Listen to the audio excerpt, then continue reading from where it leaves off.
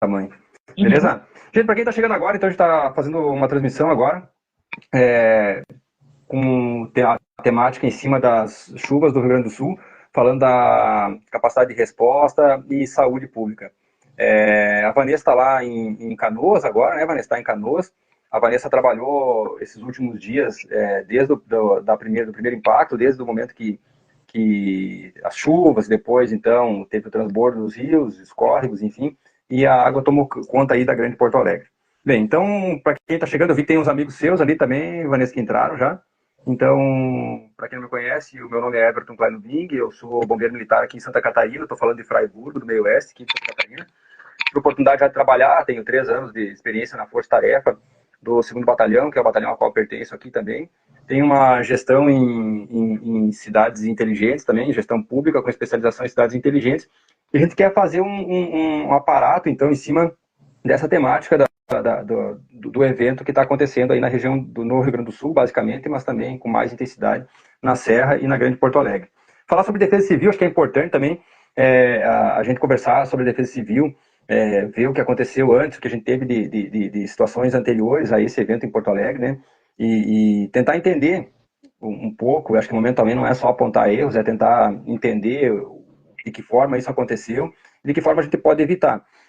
A gente teve lá em 2005, teve o furacão Katrina, lá nos Estados Unidos, em Nova Orleans, e ele trouxe uma faceta muito clara, né, daquela região que ele inundou, também sobre as mazelas sociais, assim, os problemas sociais que a gente costuma fazer de conta, às vezes, no dia a dia que não percebe, mas que eles estão presentes. O furacão Katrina, ele fortaleceu as agências de segurança naquele momento. A FEMA, que é um órgão federal que faz o controle, tem o Incident Command System, que é o ICS. É um sistema de gerenciamento de crise, de catástrofe, que ele entra em operação imediatamente a partir do impacto do evento adverso. E nós aqui no Brasil tivemos em 2008 também em Santa Catarina um impacto, que foi o Morro do Baú, e depois disso também o furacão Catarina, porque tem o furacão Katrina e o furacão Catarina. O furacão Catarina foi em 2004 e o furacão Katrina em 2005. E nós tivemos a mudança do entendimento de parar de se falar somente no atendimento e resposta e se pensar também no ciclo completo da defesa civil. O ciclo o que a gente está vendo hoje lá em Porto Alegre, na Grande Porto Alegre, em Canoas, a gente está vendo o enfrentamento, que é a operação de salvamento, resgate das pessoas lá no Rio Grande do Sul. E para que isso seja mais eficaz, o ciclo da defesa civil ele antecede o impacto. Ele começa lá atrás na mitigação, lá atrás na prevenção, e depois ele passa para você ter a preparação e então também a resposta, que é o que está acontecendo agora, e depois, por fim, então o próximo momento, depois que nós tivermos aí as águas baixando, o momento da recuperação. Falar em cidades inteligentes e gestão pública, acho que nunca foi tão importante e não teve tanto em voga nacionalmente como agora. O planejamento urbano, plano de planejamento urbano, os planos de mobilidade, plano de saneamento, acho que nunca se necessitou tanto falar sobre isso e se trabalhar a resiliência e a prevenção. Então o ciclo de defesa civil basicamente são 5 elos e que eles não começam no momento que a gente está vendo hoje. Porque se ele tiver que começar no momento que a gente está vendo hoje, que é basicamente a resposta, nós vamos ter a falência dos entes do Estado aí colapsando, que foi o que aconteceu, né, Vanessa? A gente percebeu, você estando aí, a gente percebeu a falência lógico, também pelo tamanho do evento, pela magnitude que eu acho dele. Que, assim, para quem não me conhece, então, eu sou a Vanessa, eu sou enfermeira, eu atuo na atenção primária de Porto Alegre, né, da diretoria da atenção primária, e, assim, a gente está acostumado a trabalhar com abrigos, a trabalhar com situações de calamidade, de enchente, mas esta situação que nós estamos no momento é uma situação completamente atípica. E que eu acho que, apesar de, assim, jamais se imaginava, se tinha um planejamento da magnitude que a gente teria. Então, assim, num primeiro momento, a gente não tinha a ideia dessa magnitude, do quanto a gente ia ter que atender, o quanto a gente ia precisar dispendiar, porque, assim, a gente, na quinta e na sexta da semana passada, a gente já começou a se organizar, porque a gente viu que estava aumentando, a gente viu, só que foi uma situação assim que nem nem nos piores sonhos a gente estava preparado. A gente sabia que ia ter, a gente já estava preparado, assim, a gente já tinha insumos, a gente já tinha material separado, a gente já tinha estratégia para, caso necessário, abrir abrigo, onde vai ser, como é que vai ser. Porém, a magnitude dessa situação nos pegou desprevenidos. E aí, assim... Vanessa, você teve experiência desde o primeiro momento ali, né? Você faz parte você é enfermeira do município lá de Porto Alegre, né? E você faz parte você participou desde o começo, né? Você não conseguiu chegar em Porto Alegre, você teve que deslocar para os polos, né? Que foi o enfrentamento com os abrigos, né? Foi o primeiro deslocamento que você fez, não foi? Aconteceu. Primeiramente, sexta-feira, quinta e sexta, ainda a gente estava assim, estava subindo a água, a gente sabia, normalmente anualmente a gente tem essas situações, né, que sazonais, de épocas do ano que a gente enfrenta esse tipo de coisa, né, então já são em alguns momentos esperados e em algumas situações a gente já tinha. A gente sempre tem um estoque de materiais, a gente tem um estoque de insumos, a gente tem um estoque de medicamentos, algumas coisas a gente sempre se deixa mais ou menos preparado, mas o que aconteceu na sexta, a gente já obteve a orientação de evacuar o prédio e ir para casa, quem morava em Canoas, porque ia alagar tudo e a gente na sexta-feira teve que sair 11 horas da manhã, vamos embora porque as entradas de Porto Alegre, então assim, foi muito rápido. A gente viu que estava subindo, quando eu fui trabalhar na sexta-feira de manhã, estava cheio, mas nada mais do que a gente já tinha visto em anos anteriores. Né? Em setembro do ano passado, a gente teve uma grande enchente e que a gente já tinha visto uma situação mais ou menos parecida. O que a gente não entendia e não compreendia era que ia ser muito, muito, muito pior. Então, assim, para vocês terem uma ideia, a gente não consegue ter acesso ao nosso setor de materiais, a gente não consegue saber se realmente perdemos tudo, o que tem, o que não temos. As unidades de saúde estão em situações de sobrecarga, porque todas as pessoas estão procurando. A gente, então, tem essa situação que pessoas que estão indo para o abrigo, então a gente tem assim, ó, aqui, aí o que aconteceu? Eu vim para Canoas. Como eu não consigo ficar em casa, eu disse, olha, eu vou tentar ajudar do jeito que eu conseguir. No sábado de manhã, eu acordei e digo, eu vou para Porto Alegre para a gente tentar. A gente já não conseguiu entrar em Porto Alegre, já não tinha entrada em Porto Alegre de maneira nenhuma. E aí, eu e o meu chefe, o Leonardo, que é o RT, o enfermeiro responsável técnico de Porto Alegre, ele voltou comigo, nós voltamos para Canoas, e eu disse, aí me disseram assim, não, vão para casa que não tem o que fazer aqui. Gente, eu não consigo ir para casa. E aí a gente foi como voluntários para a prefeitura aqui de Canoas. Então a gente foi para os abrigos de Canoas como voluntários, porque já que a gente não conseguia, né, atuar lá, e aí o que a gente viu foi as primeiras chegadas, assim, e assim, da mesma forma que aconteceu aqui, a gente viu que os colegas também tiveram essas começaram a chegar, Vanessa, numa quantidade muito grande, assim, ou foi lento o acesso dessas pessoas nos abrigos? Quando a gente chegou no abrigo, aqui, porque assim, tem alguns locais que eles já são pré-determinados como abrigos quando a gente tem essas situações, né? Então, o que aconteceu? Aqui em Canoas já tem, o local tal é normalmente abrigo, é referência. Então, assim, tipo, 4 ou 5 locais. Porém, não era 10 horas da manhã, 11 horas da manhã do sábado, e esses locais já estavam colapsados, já estavam cheios. Assim, o poder municipal conseguia chegar, a gente entrou como suporte, e aí sempre tinha alguém da secretaria daqui, quem é a referência aqui? A Mariazinha. Então vamos lá, vamos tentar aqui, tentar ver o que a gente consegue. Da mesma forma que aconteceu aqui, eles ainda aqui conseguiram levar alguns insumos, medicamentos, uma médica, a gente conseguiu dar um pouco de estrutura, e aí a gente começou a ver que cada vez ia se proliferando mais os abrigos. Tanto aqueles que eram da secretaria, né, que a Secretaria de Saúde começou a organizar outros locais, quanto por populares, as pessoas começaram a ir às suas casas, centros sociais municipais, centros de confraternização, os seus grupos de convivência, o centro social, a associação de moradores do não sei de onde. Então, assim, começaram a organizar e criar novos abrigos. E isso, muitas vezes, o poder público não dava tempo de chegar, porque quando a gente chegava lá, a gente já via que já tinha um monte de gente lá que estavam precisando de várias coisas. Então, a ideia foi justamente, nesse primeiro momento, pensar em como estruturar isso, né? Aí, no dia de ontem e hoje, aí assim, no sábado e domingo a gente ficou nessa estruturação. No dia de ontem e hoje, a área em que eu moro não está alagada, né? Porém, eu não consigo ter acesso a Porto Alegre. E aí eu disse, bom, então assim, eu não consigo chegar em Porto Alegre, eu vou auxiliar os meus colegas de Porto Alegre da forma que eu consigo. Então eu disse, ó, vou ficar na logística aqui. Então assim, aonde tem material, em tal lugar, leva para tal lugar. Olha, para abrir um novo abrigo, que materiais que tu precisa? Ah, eu preciso disso, disso, disso, disso, disso. Tá, peraí, tu vai pegar em tal lugar. Aí assim, aí deu alerta ontem de novo evacuar outros locais. Daí vai de novo, vai, tira daqui, bota para lá, cria novo abrigo, desloca as pessoas. Ai, e aí a gente começou assim, acho que o momento em que nós estamos agora já é um momento de organização.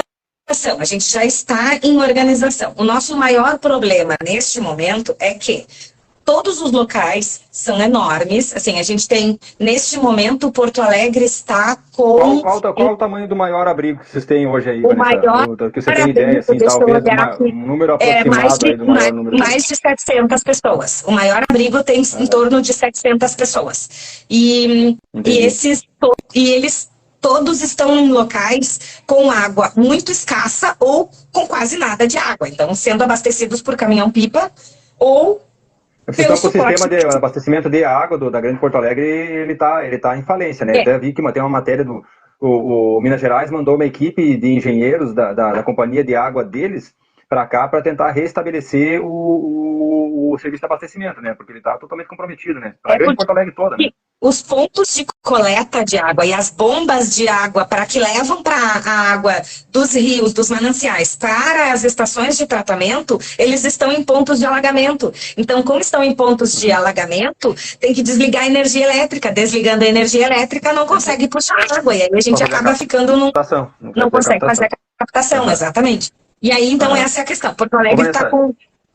Oi. Porto Alegre tem um percentual ainda que tem água, tá? Mas Canoas está 100% sem água, né? Neste momento, o município de Canoas está em 30% do município está debaixo d'água e os 30% que sobraram estão sem água, porque a gente está nos pontos, nos pontos de mananciais de Canoas estão também debaixo d'água, então não tem como fazer essa coleta. Tá. Estão em processo de organização. E aí o maior problema nesse momento é a água.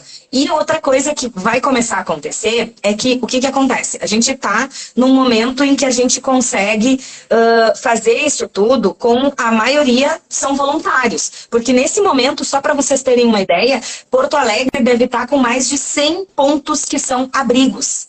Tá? São mais de 100 abrigos no município de Porto Alegre. Canoas, pela última vez que eu vi, eram 50 e poucos, entende? Então, assim, é muito abrigo e é muita gente para trabalhar nesses abrigos. E aí, nesse momento, a gente está com voluntários. Só que acaba chegando num momento que satura as escalas, né? Ô, Vanessa, e uma coisa que também vale a pena, né? A gente vê muito na internet o pessoal querendo dar uma mão, querendo ajudar, querendo participar. E teve a questão do alimento que foi debatido, né? Até virou polêmica, porque estão trancando a entrada de alimento. Não, tem que liberar a entrada de alimento. Daí o pessoal vai lá e não sabe exatamente o que está acontecendo. Que tem que deixar o alimento entrar, logicamente, isso não tem sombra de dúvida. Agora também, não sei qual a tua opinião como profissional de saúde também, tem que ter uma triagem, né? Tem que continuar tendo uma triagem de acesso à alimentação, porque eu fico imaginando que na questão sanitária dentro de um abrigo, você tem lá 700 pessoas que você falou que é esse maior abrigo aí. Cara, como é que se você tiver uma virose lá dentro, você, em vez de salvar as pessoas, você perde 700 pessoas lá dentro do abrigo, assim, como vocês estão lidando com isso? Isso é o que é mais complicado, porque assim, na ânsia de querer ajudar, todas as pessoas acabam se atropelando. Se não tiver um serviço, uma organização, acaba que todo mundo se atropela. Daí assim, eu quero levar, e aí não estão deixando levar. A questão não é essa. A questão não é que não se quer deixar, quer se ter segurança para fornecer esses alimentos. se tem higienização, pelo menos nos banheiros. Imagina um surto. Teve uma situação que a gente passou em momentos anteriores, em anos anteriores, que a diarreia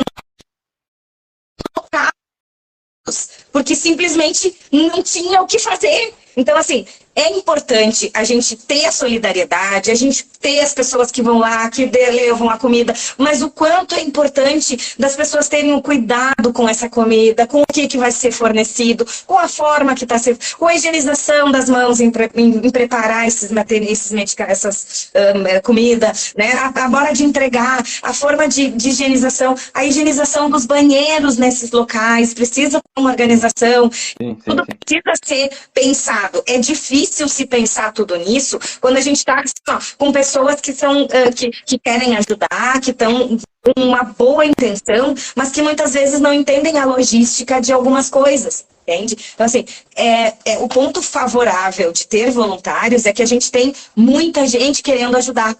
O ponto desfavorável é que a gente tem muita gente leiga e que a gente precisa de, enquanto enfermeiro, enquanto bombeiro, enquanto técnico de enfermagem, até o agente comunitário de saúde, auxiliar nessa questão sanitária de organizar, de ter um local para alimentação, de não misturar, de não levar comida lá para a cama, lá junto com ela, onde ela está sentada lá, acomodada lá no abrigo. Então, isso tudo são coisas que a gente entende como é o que funciona, mas a gente precisa que as pessoas também tenham um entendimento de que isso é importante também, tanto quanto dar a comida, né? Isso. Estava pensando também hoje a respeito disso também, eu vi que algumas pessoas compraram colchões, né? Daí os colchões foram lá para os abrigos, foram mandados para os abrigos. Mas, cara, fica pensando quanto tempo um colchão desse estaria em condições de uso, tá jogado no chão, tá dentro do local com um monte de gente, com muitas pessoas, né? Você não consegue fazer a higienização do local de jeito. Então, dentro na verdade, não é só fazer criar um abrigo, você tem que ter a estrutura básica de prestação do abrigo para poder ter a questão sanitária sanada, para não ter conflito dentro. Você tem muita gente diferente, muita gente com pensamentos diferentes, dentro do mesmo local, nunca conviveram, você tem o fator social em cima disso também, e uma coisa que a gente observa assim também, parece que se criou, isso é uma coisa até postei hoje, o tal do turismo de desastre, né? O turismo de desastre, ele, assim como foi tanta gente querendo ajudar, e daí acho que entra a especialidade de cada um, como você na condição de enfermeira poder prestar atendimento direcionado, especializado, a outra pessoa que é especialista em salvamento poder prestar o serviço de salvamento, o médico poder prestar o serviço correto, a companhia de águas que veio lá de Minas Gerais para poder ajudar a reestruturar o sistema de abastecimento.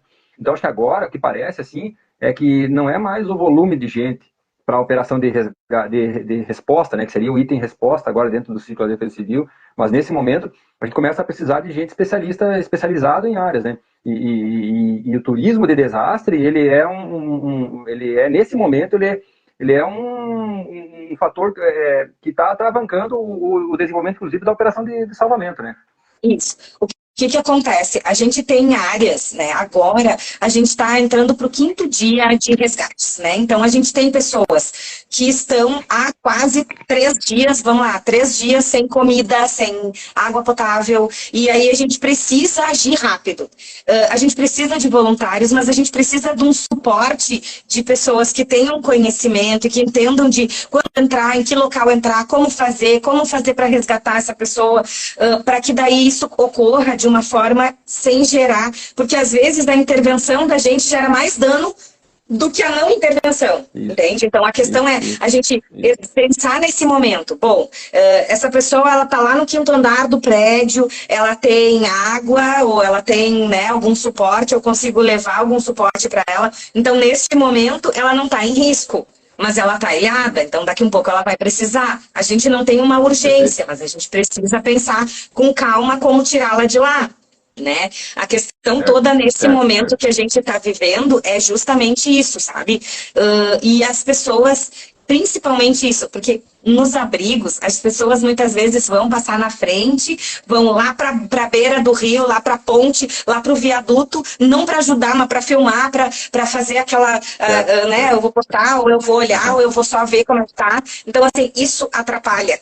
Isso atrapalha tanto o deslocamento. A Operação Matias ali, né, Vanessa? A Operação Matias ali, a gente verificou bastante, né? Esse ponto de entrada, eu acho que era um dos únicos pontos. Eu acho que isso ali é perto do metrô, né? Aquele acesso ali que se mostrou que se fez o acúmulo de tanto de embarcação quanto embarcação, quanto de ambulância, viatura tentando fazer a recuperação, né? Aquele foi um ponto de encontro. E se você for pensar duas pistas, que eu acho que é o que ele tem ali, duas pistas de descida, cara, para fazer um gargalo de evacuação ali, ele é extremamente dificultoso, e daí mais, a gente observava, muita gente estava em cima do parapeito ali observando, mas sem efetivamente fazer nada. E isso que eu estou falando é o turismo de desastre. Ele está lá na cidade do cara. O cara está lá na casa, na cidade dele, derrama um rio.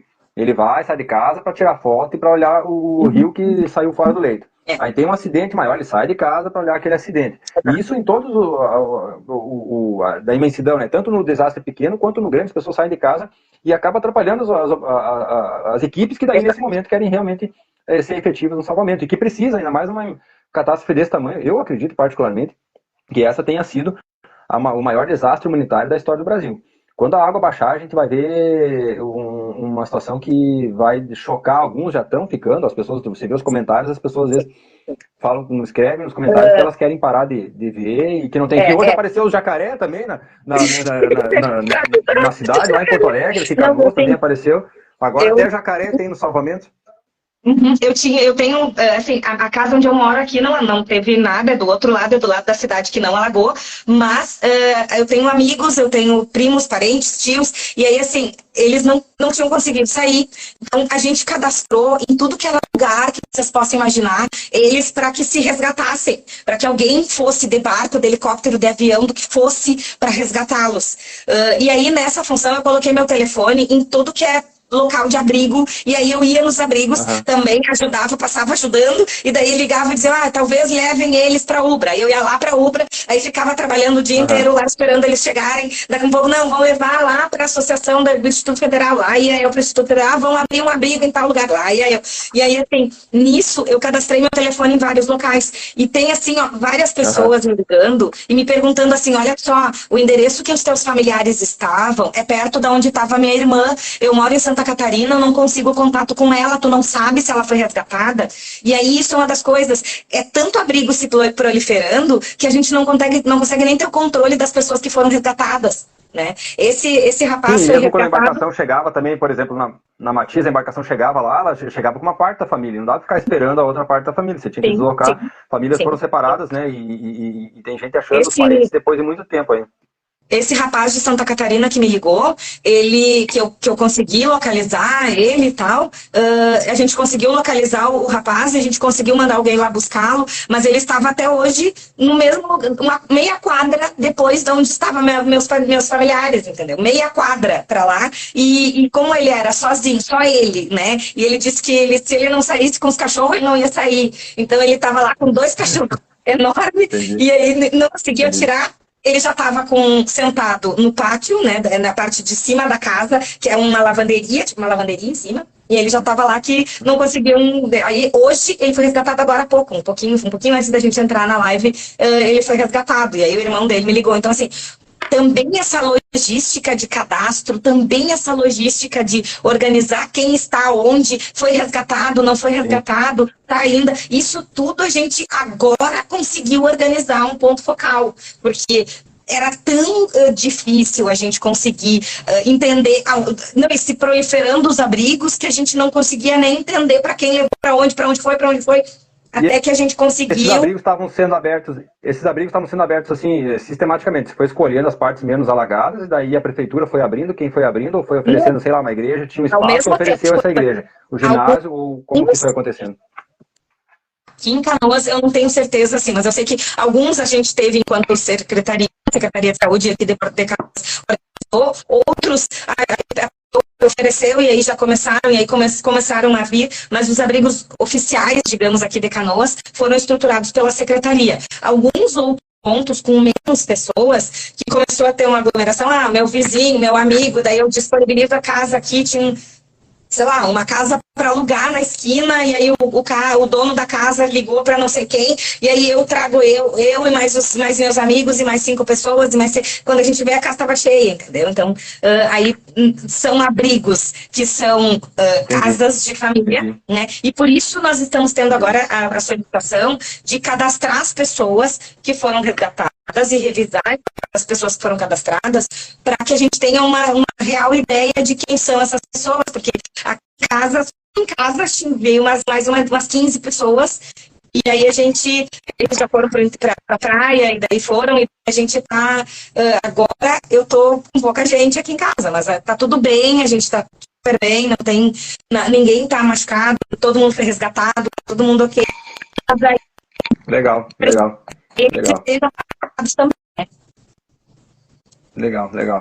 Entendi. Uhum.